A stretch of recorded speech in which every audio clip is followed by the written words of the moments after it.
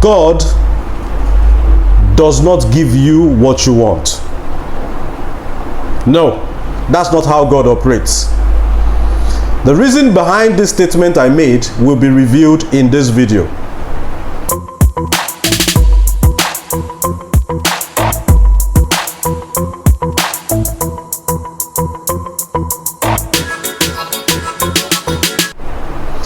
Hello everyone, if this is the first time you're coming across this YouTube channel, allow me to reintroduce myself.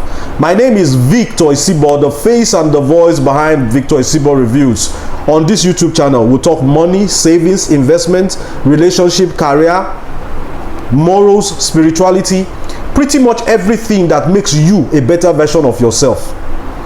If becoming better in all ramifications of life is something that you consider interesting, then I invite you to subscribe to this YouTube channel. Turn on the bell notification icon so that you don't miss any of my subsequent videos. And to my returning viewers and subscribers, salute. For without you, there'll be no me.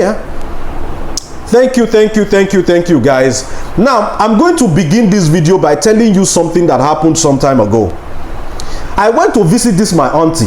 This my auntie was a very temperamental woman. She's no more now. Now, as me and her were sitting together at the sitting room, me and my auntie, she now called out to her maid. Her maid came. Then she told her maid, go and get me a pair of scissors. This was a maid she brought from the village recently. The expression on the girl's face was questionable, but regardless, she went looking for the pair of scissors. After like 10 minutes, she had not returned. I started getting worried because I knew my auntie would start making a whole lot of issue out of the matter. So I got up, I went to look for the maid. The maid was in my auntie's room, scattering everywhere. And as soon as I got into the room, the very moment I stepped in, I saw the pair of scissors. I picked it up and I asked her, is this not the pair of scissors you were asked to bring? How could you not have seen this thing?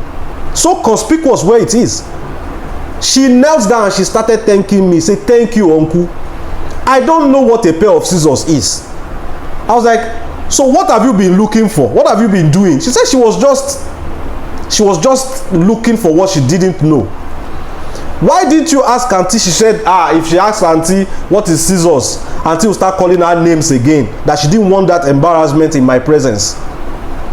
Very funny scenario of somebody looking for what they don't know, looking for what if they see they wouldn't recognize.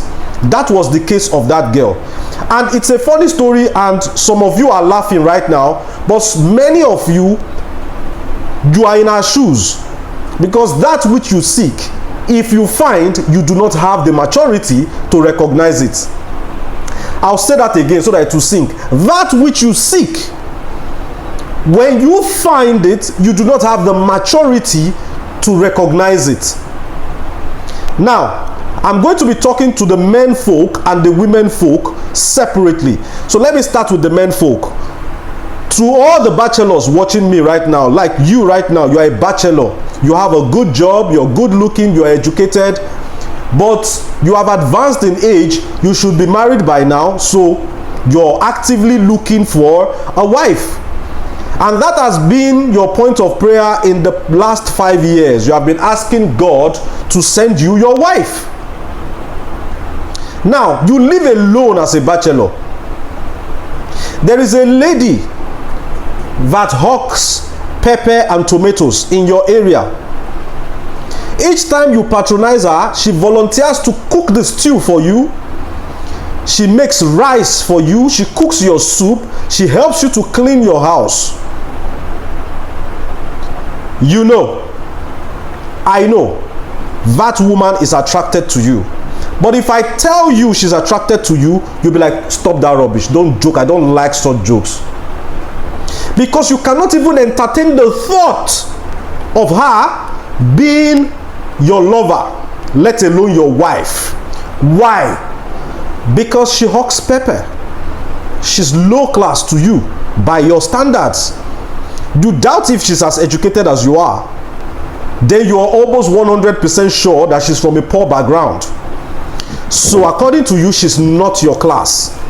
Now my question to you is, what if she was the one God sent as an answer to your prayer? I don't say she's the one, but I just asked, what if? Now, to my dear sister watching me, you have a very good job with one of these new generation banks. You drive a very good car. You're still a spinster. And in the last 5 years, you have been praying to God to send your husband to you. Now, you take your car to your mechanic for monthly maintenance.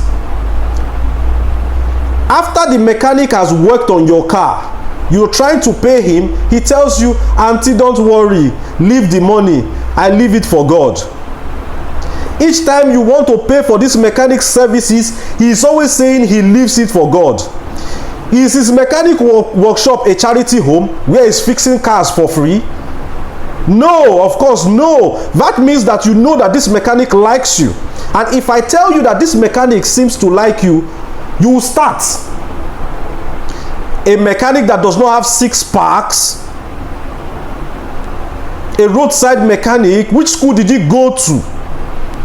By your own standards, this mechanic is not qualified to be your lover, let alone your husband. Now the question I have for you is, what if that mechanic is God's answer to your prayers?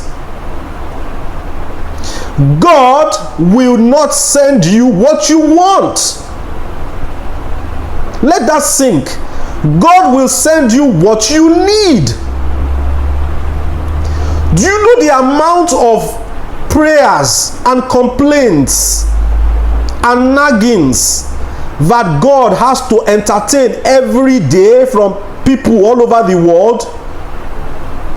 That is why God actively pushes your way things that will not cause complication for you in future, that will now make you to be calling on him every time, complaining.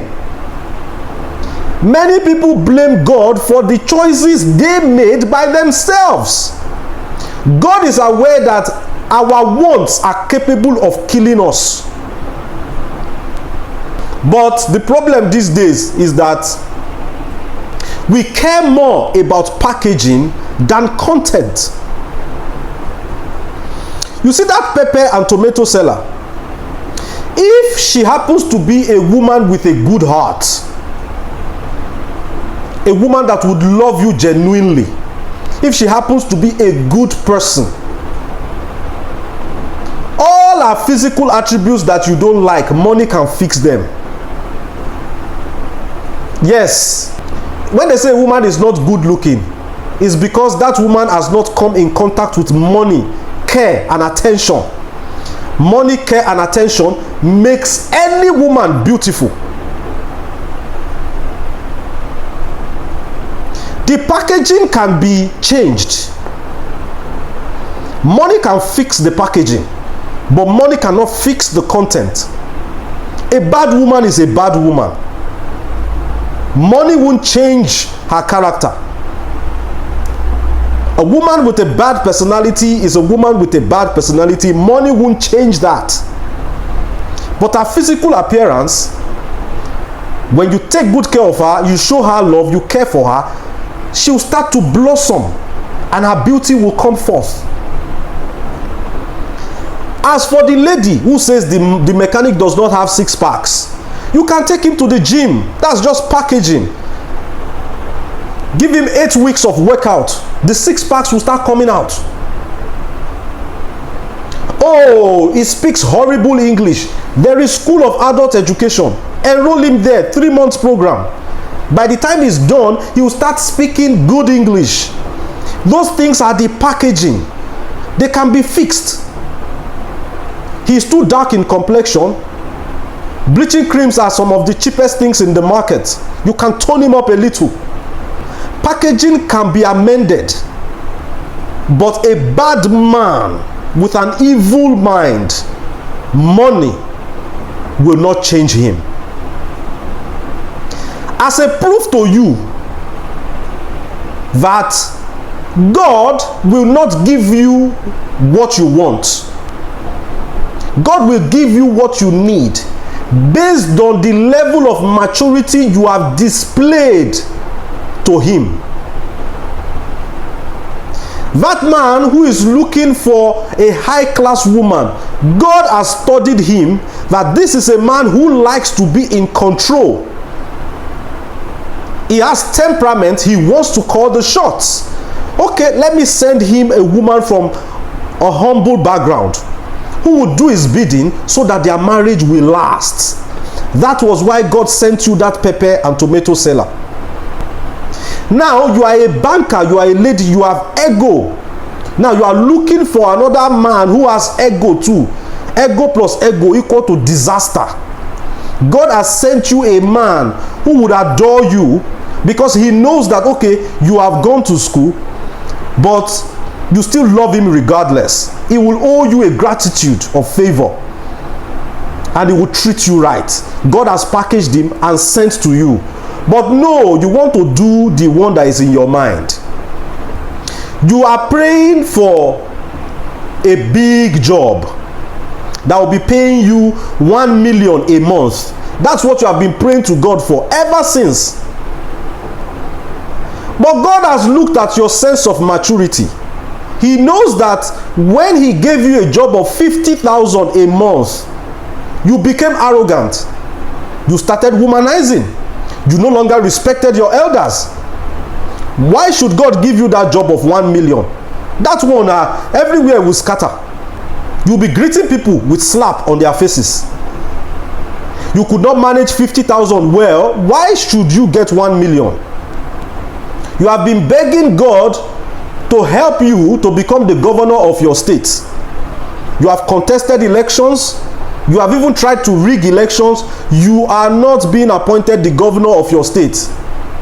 Why? Because when you were at secondary school, ordinary class rep, they gave you class rep. You became arrogant.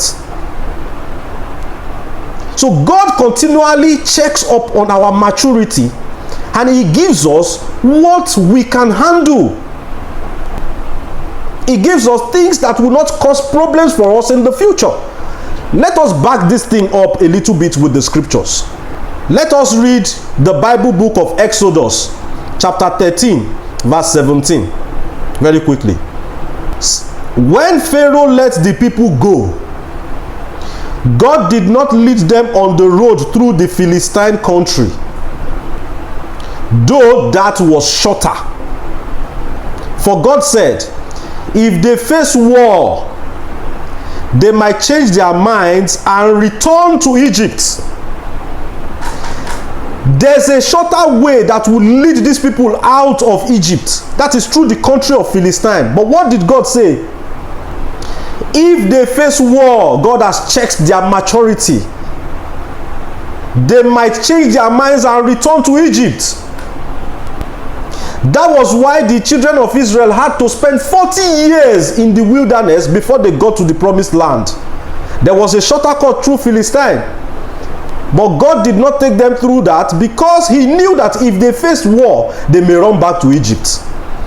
God is not giving you that wife, that husband, that contract that you want because he fears that if you face the challenges that comes with such a woman, you will return to bachelorhood or spinsterhood. You become a divorcee. Just as the children of Israel, if they had faced war, they would return to Egypt. Your own Egypt is your bachelorhood or your spinsterhood. That is why he's not giving you the exact kind of man you want. Ask a lady what she wants. Tall, handsome, dark-skinned, gap-toothed, six-packs, rich, drives a good car, an orphan because she doesn't want to have parents-in-law. She would paint all those pictures. But God eventually would send to you exactly what you need. See, as the children of Israel spent 40 years in the wilderness, there was a shorter cut, but God did not take them there. Your breakthrough that you have been praying for all these years is because you have not proven to God that you have the ability to handle it when it comes.